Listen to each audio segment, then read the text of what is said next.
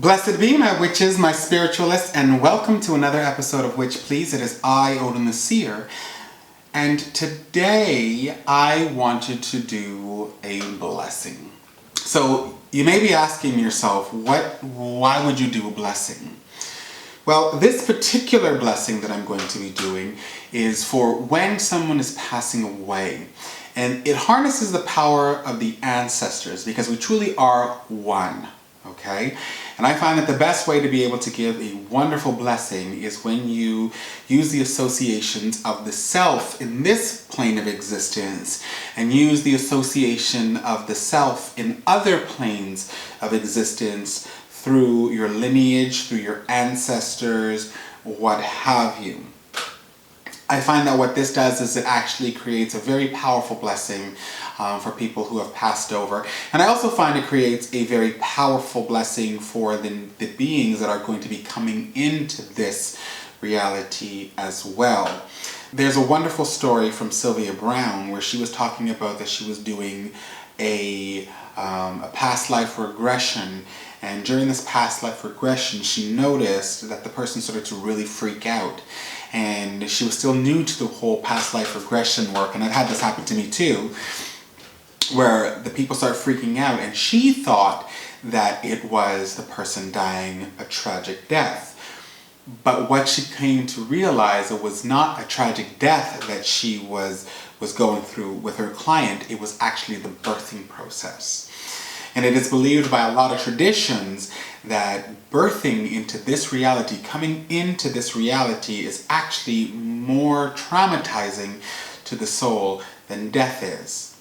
You see, when we go from this state into what is real and what we do know from a soul level, it can actually be easier and refreshing and saving to the soul. There's another story about Sylvia Browne where this lady who had passed away, who was inhibited, she had to walk with a walker. When she started realizing that she had passed away and she was able to walk again, she actually went from in a crippled state or limited state, from walking into running into the light, because she was running back to what she knew to be real.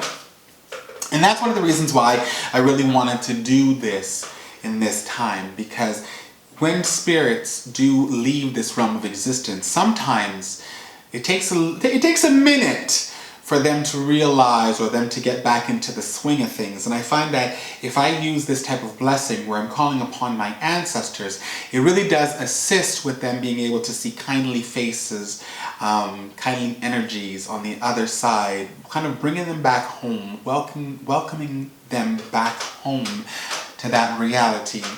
And I find that it's also very comforting to the soul when they are about to be born into this reality and those same beings are there to help facilitate them going through that process of birthing.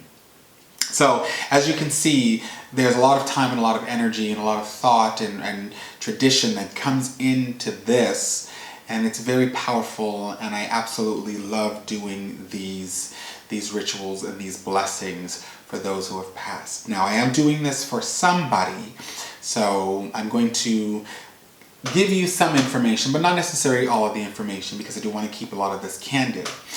Now, another thing that I want you to understand is this. You may be thinking to yourself, why would I use my ancestors when it comes to somebody that's not part of my family? We are all one, my witches, my spiritualists, right? And just because on this plane of existence we hold the idea of the self as being separate from everything, that is not the case in the other realms of existence. In the other realms of existence we are all still one, okay? And we are all family. It is this realm that we have bought into the illusions of separation. This does not hold true on the other realms of existence. And that is the reason why I use my personal understanding of the ancestors to help facilitate with the welcoming of spirit back to that realm, or the coming of spirit to this realm. So again, and if you hear about it, if it came to your attention that someone has just passed, or someone's passing, or someone is pregnant and about to give birth, right? You know on this realm of existence that you were notified about this for some reason. So yes, you can definitely use your ancestors in these situations to help facilitate that transition, whatever avenue it may be, either leaving this reality or coming to this reality. Okay, so having said that, what are you going to need? Well, you are going to need my ancestor water. Now, if you don't know about my ancestor water, there is a video on my channel that you can watch, and it is very powerful. It smells absolutely wonderful. Oh, I just love my ancestor water.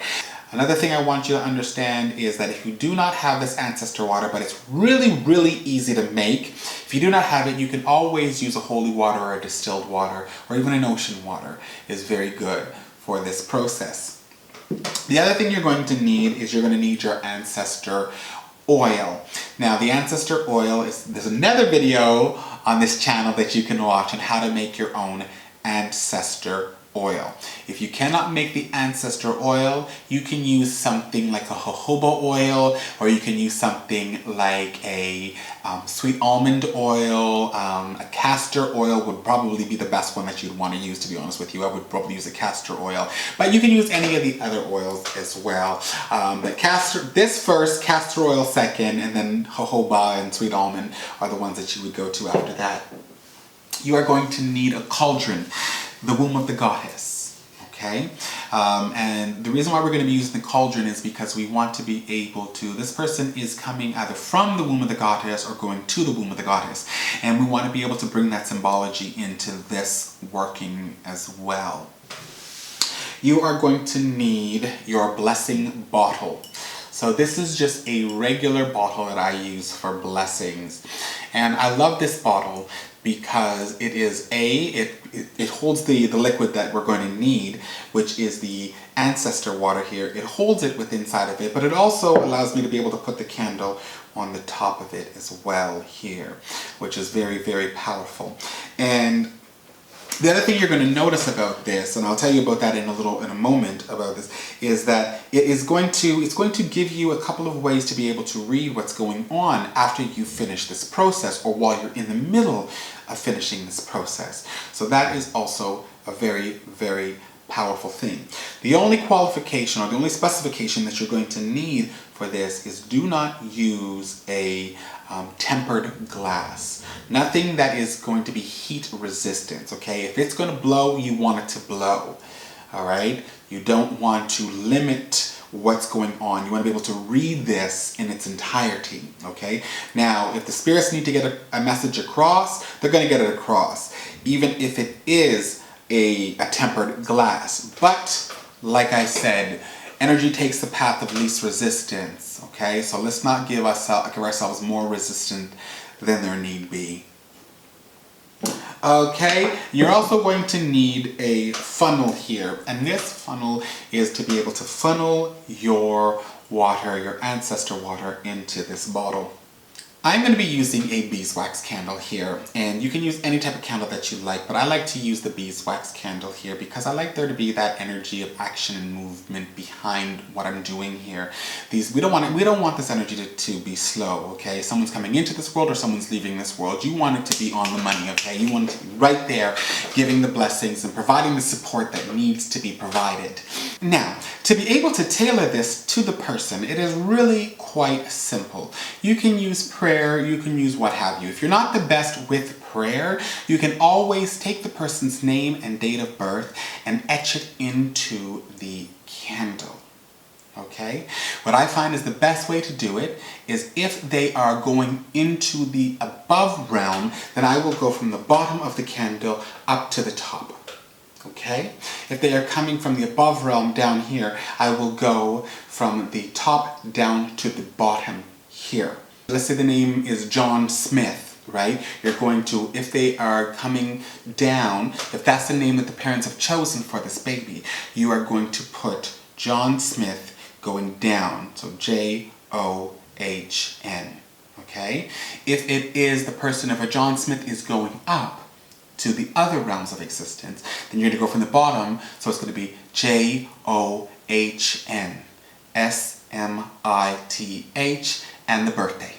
And also, if you don't know the birthday because they're coming down to this realm of existence, you don't have to put the birthday there, okay? As long as the name is there. Even if it's the last name of the child, right? You can say, you know, the Smith baby. There you go. And you're all done right there. Now you have created something. The deities and the spirits will know who you are referring to. So that is going to facilitate that the energy is sent and utilized in the best way. The next thing we're going to do is we're going to take our ancestor oil, okay? And we are going to spray this ancestor oil into the palm of our hands, okay? And we are going to rub our hands together and we are going to get that energy working. And you want to develop and feel that heat going on in your hands. And once you feel that heat in your hands, you're going to clap your hands together a few times, okay? Activating this vibration, okay? And then what you're going to do is you are going to blow into the palm of your hands, bringing in the breath of life into your workings. Okay? Now, I already have a candle burning on my ancestor altar. Now, I'm not going to be showing everybody my ancestor altar, but I do have some ancestor incense burning on my altar, and I have my ancestor candle on the altar as I'm doing these workings. So now what I'm going to do is I'm going to take the candle here and I'm going to start working it in, okay? Now I'm not going to put it towards me, I'm not going to turn it this way, and I'm not going to turn it away from me or any of these things, okay? What I'm going to do is I am going to go in the motion of what's happening. If the being is coming down here, I'm going to work down. But considering the being is going up, I'm going to work up, okay? And we're going to bring this energy up. So now that I have done that, the next thing I'm going to do is I am going to bless this candle.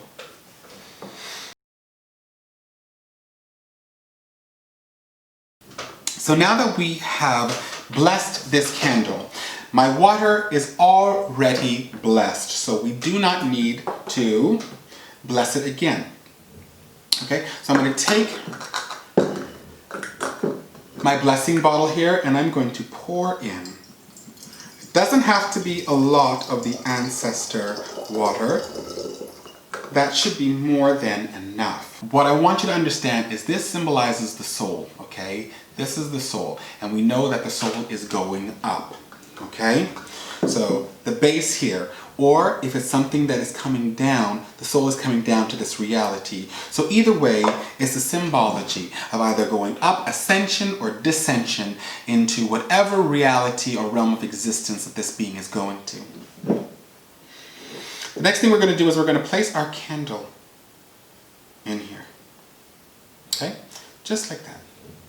I'm going to keep this wick pointing straight up. And now what we're going to do is we are going to bring these two together as a cohesive unit.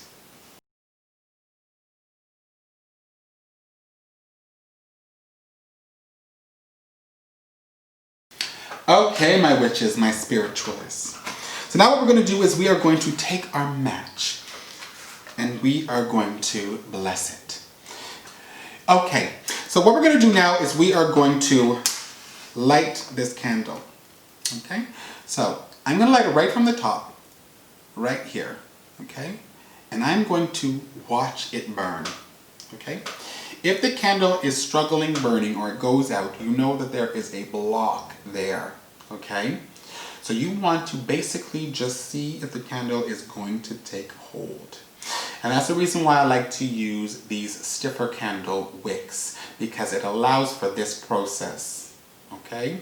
It shows you the igniting of your magic. It is not a forced thing.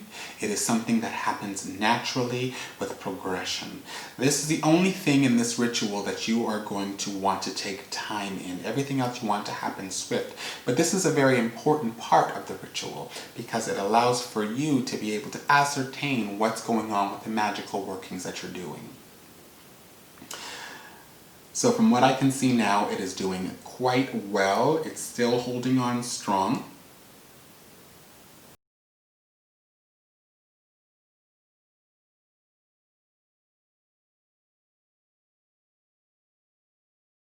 All right, so the candle has taken hold, and now the magic is officially working on its own accord and its own momentum is the word I'm looking for. Now, let's talk about why I do it in this way and why this is a tradition for us and my family. We've already talked about the fact that we're all one, and using our ancestors as a direct bridge to be able to help someone transition from either going to the above realm or coming to this realm. That's one part of it. But another reason why we want to do it this way is because you are going to be able to read this in a very unique way. Okay? And what I mean by this is that this bottle is going to do one of three things. Now, if everything is going well with this energy, this is just going to burn out and it's going to reach the lip of here and it's going to stop on its own. And you know that the magic that you were doing was perfect. Okay? It went, it did what it was supposed to do, and the vibration is going well. Now, because this is not a tempered glass, it is not a heat-proof glass, if there is a problem, this will shatter. Okay? And when it shatters, what you're going to learn at that point in time is there's obviously things that need to be done within this working. Maybe the soul is having a difficult time actually going back to what it knows. Maybe there's a lot of trauma or whatnot, and there's going to be other workings that need to be done within this to be able to help facilitate, okay, this blessing on those realms of existence. So if it shatters, you know that more work needs to be done. The other thing that may happen is that it may burn all the way down and then a hole in the wax will form at the bottom and wax will leak into the ancestor water. This is also very powerful because what this is this is giving you information from the soul that's departed. Okay? It doesn't happen all the time, but when it does happen, you know that the spirit has taken to this new realm in a very powerful and very easy way. I've had many symbols in this. I've had symbols of shoots, which meant that the spirit has found its path on the other realm of existence and then it's walking its path correctly. Right? I got a shape of a bat here before, and the shape of a bat, that represented that the spirit was trying to inform me that there's certain things that it cannot see clearly, but it is using its intuition, it's using its other senses, for lack of a better word, and it is doing well. So when the wax slides in here and makes a symbol, then that is a direct message from the soul that you are working with. All right? And that's very powerful, and it's very humbling when you get that experience. All right. So now what we're going to do is we're going to take this and we are going to place this directly into the womb of the goddess. There we go. There we go. And I'm not going to touch this candle. I am not going to do anything with this candle until it burns out completely of its own accord. Okay, this can take the longest time.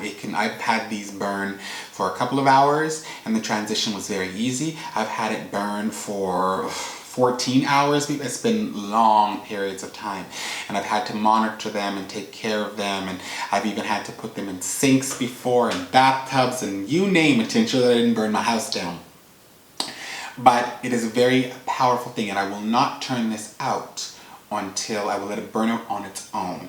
Okay, so that's the reason why I normally will do it at a point in time where I know I don't have to leave the house, because I want this to take whatever time it's going to need to take to be able to complete this ritual, this blessing. And that is it, my witches, my spiritualists. That's our episode for today, and I really wanted to share this with you. So for any of you who have lost loved ones during this whole pandemic, or anybody that has, has a new beautiful life on this plane of existence in this reality, this is something, or you're expecting one, this is something that you can do to be able to help facilitate those transitions.